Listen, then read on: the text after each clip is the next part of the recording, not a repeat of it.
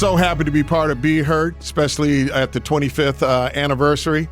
And I look forward to seeing some great films. Yeah, I think I was at one of the early ones where I got one of the old Teen Player Awards back in the day.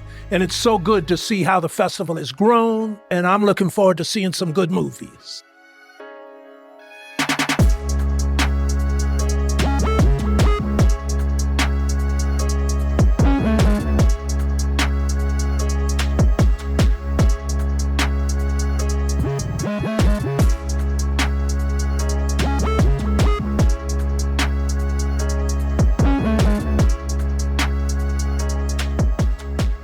It's great to be here in support of Sandra Evers Manley, the Black Hollywood Education Resource Center. Boy, I'm so happy to be here. Anything that Sandra Evers Manley is a part of, I am so glad to come because I know it is well done, well received. What a joy it is to know that we're celebrating men, celebrating excellence, celebrating brotherhood. So this is really exciting me to see the young brothers and some old brothers submitting product that we get to see, actually that we can be proud of, as opposed to some of this madness that I see from day to day. Mr. Forbes made sure from a global standpoint, we were able to find filmmakers across the globe. It takes so much heart and soul out of our filmmakers when they get a film done. And if we don't go see those films. And so 25 years ago, I said to my friends, hey, we should start the First Weekend Club. And 37,000 members later, we've got to go out and when our films come out and support our filmmakers. And we've got to go out at a critical time and help create that buzz. Ladies and gentlemen, please welcome Mr. Maurice, and affectionately known to our family as Mo Irving. I am pleased to be here tonight and to honor such a special organization like BHERC that not only provides platforms like Real Black Men, but scholarships and other vital support in this industry, and we definitely need that support. We are excited to have a true leader, friend, and tremendous talent.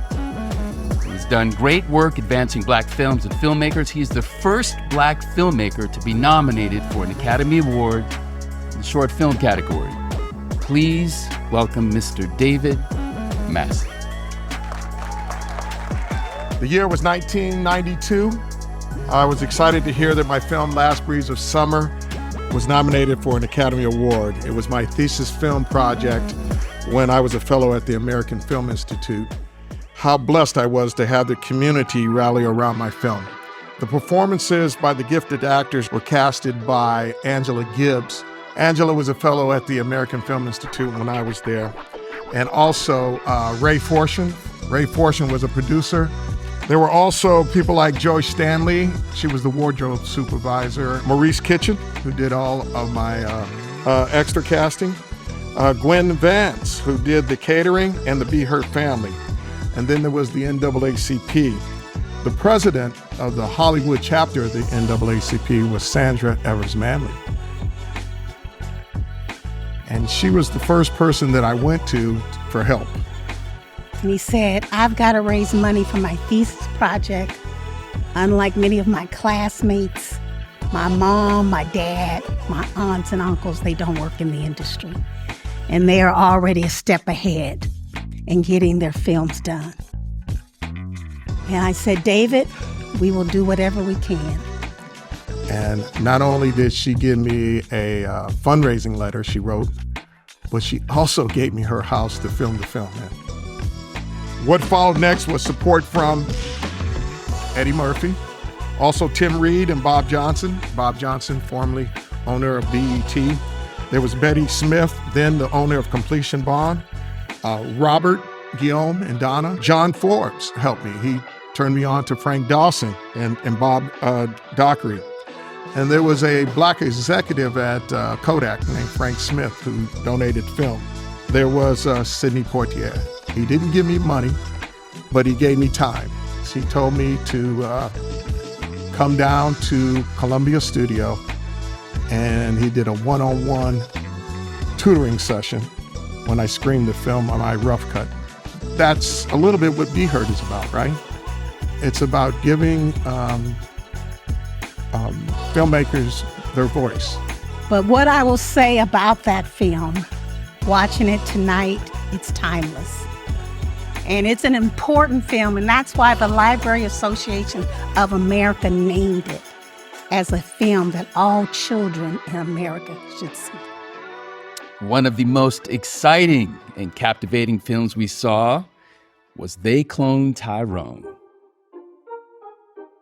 The film was greeted with lots of conversation and awards buzz, and it was written and directed by an emerging filmmaker. Please welcome the writer, director, and one of the producers of They Cloned Tyrone, Mr. Jewel Taylor.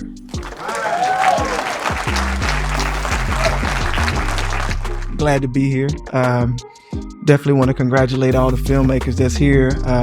Making a movie was definitely tough, but it was rewarding. And really, the experience wasn't that different from when I was at USC and even before that, making shorts with my friends. You know what I'm saying? The process, even though it scales up, it turns out that the work itself, outside of the logistics and the kind of the managerial side of it is very similar.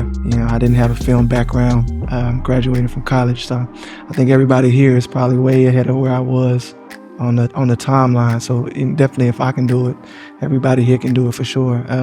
Thank you for having me.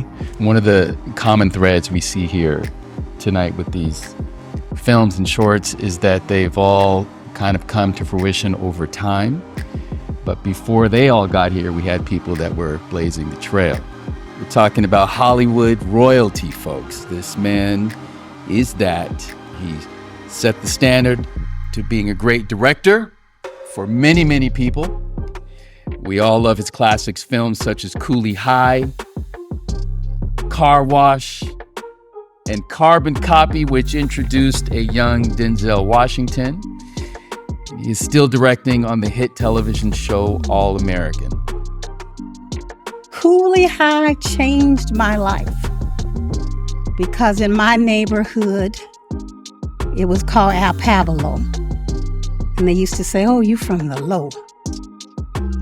And I saw Cooley High and I was like, look at the richness of my people and of my neighborhood. I truly believe there should be classes around the country in film school called Filmmaking According to the Rules, the Life and Purpose of Michael Schultz. I'm claiming that, Michael. Please welcome the incomparable Michael Schultz. It's really an honor to be the honored guest. And it's kind of hard to have people talk about greatness because I'm still working. There's something about longevity. You know you're doing something right.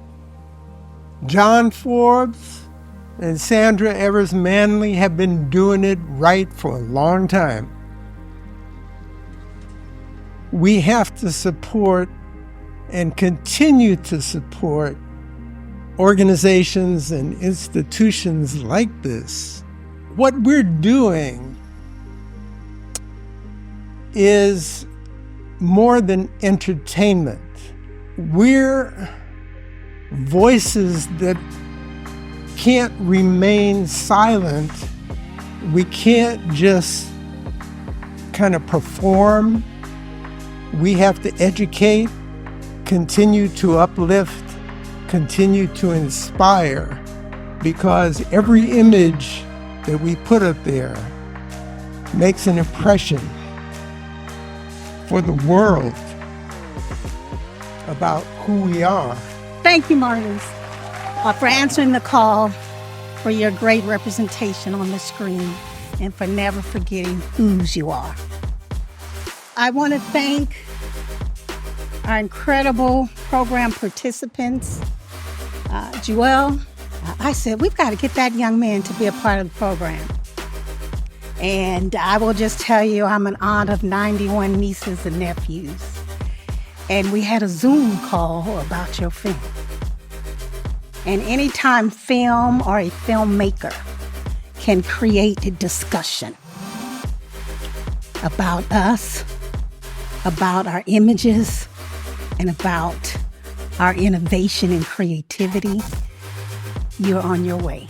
As a young girl in Northern California, I spent most of my childhood in and out of Kaiser Hospital in Oakland. And I used to always ask my mother, watching TV, I used to watch TV every single day because there was nothing else to do in the hospital. And one day I asked her, why isn't it a lot of people on TV that look or act like you and me? And my mother's from a civil rights family. She said, change it. That's all she said, change it.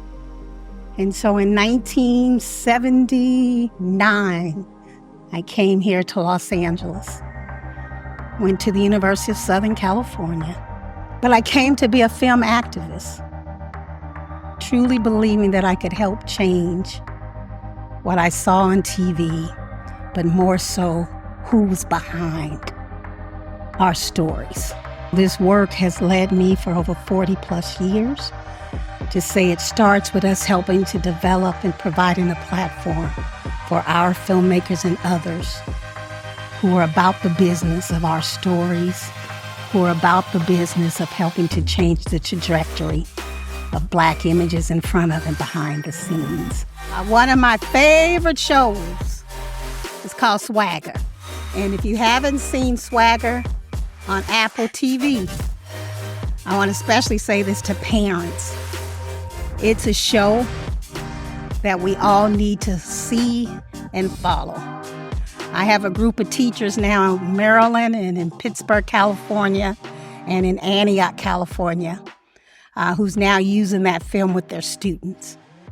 But I want to thank all of you for coming out, because these young men, they have poured their heart and soul into these films. And with the attack on our images and our stories, with the current strike, Writers Guild and SAG, which we support and hope it will come to a resolution. Some things will happen as a result of that strike, and it will impact our community greatly, because in the end, the studios are going to have to pay for that strike. And we've got to make sure we raise our voice as we see this all finally come to an end.